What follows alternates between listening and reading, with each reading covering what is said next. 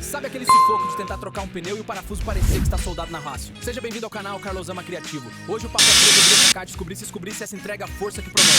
Logo no unboxing, abrir um equipamento robusto, o peso é equilibrado e o equilibreto para você não passar certo em nenhuma emergência. Mas o papel tudo é bonito, né? O que importa é o teste prático. Reparem que eu não estou aplicando ferramenta a trabalhar. Olha só isso, o parafuso é como se fosse manteiga. O segredo está no mecanismo da toda a energia direto no encaixe. Para quem faz manutenção em casa ou quer um kit de emergência no carro, economiza tempo e principalmente a sua coluna.